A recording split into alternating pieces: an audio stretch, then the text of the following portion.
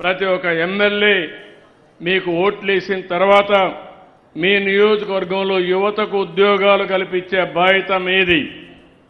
అందుకే ఈ industrial park రేపు ఏమన్నా రాకపోతే దానికి రామనారాయణ రెడ్డే బాధ్యుడు. ఆయన్నే బాధ్యత చేస్తున్నా, ఆయన్నే దీనికి చైర్మన్గా పెడుతున్నా. నువ్వు ఇంటికి తిరుగుతావో, ఎక్కడికి తిరుగుతావో, వాళ్ళని ఎట్లా పట్టుకుంటావో నాకు తెలియదు.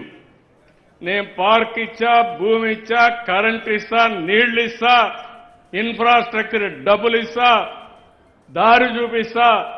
వాళ్ళని తీసుకొచ్చి పెట్టుబడులు పెట్టి మళ్ళా ఇక్కడ ఎవరు కూడా వాళ్ళని బెదిరించకుండా చూసుకుని వాళ్ళని కాపాడే బాధ్యత రామనారాయణ రెడ్డి గారిది అని చెప్పి కూడా నేను మీకు తెలియజేస్తున్నా.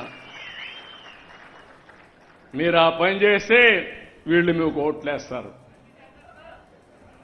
అట్లా కాకుండా మీరు కానీ ఇవన్నీ చేయకపోతే మనం ఓట్లు అడిగే అధికారం కూడా ఉండదని చెప్పి కూడా నేను మీకు తెలియజేస్తున్నా. అందుకే ఏదైతే నేను చెప్పింది ప్లగ్ అండ్ ప్లే కోసం దగ్గర ఒక్కొక్క పార్క్ 10 కోట్లు 15 కోట్లు ఇస్తాం. చిన్న చిన్న పార్కులు కూడా పెడుతున్నాం. చిన్న చిన్న పార్కులు చూస్తే 10 ఎకరాలు 20 ఎకరాలు నానో పార్కులు ఇస్తున్నాం. కావాలంటే రైతే పారిశ్రామికవేత్త కావచ్చు. రోడ్డు పైన మీ భూమి ఉంటే 40 ఎకరాలు, ఇంకొక 50 ఎకరాలు మీరు తీసుకోండి. మీ 2-3 కలిసి ఒక ప్రైవేట్ పార్క్ పెట్టండి.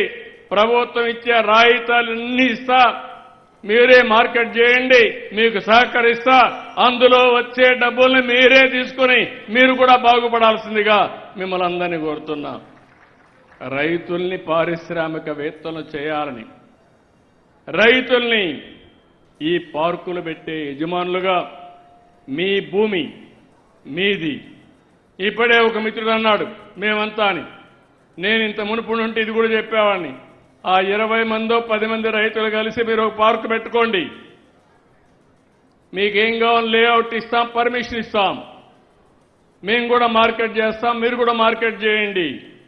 వచ్చిన వాళ్ళకి భూమి ఇద్దాం, వస్తువులు కల్పిద్దాం, అందులో వచ్చే డబ్బులు మీకే వస్తుందని చెప్పి కూడా నేను మీకు తెలియజేస్తున్నా.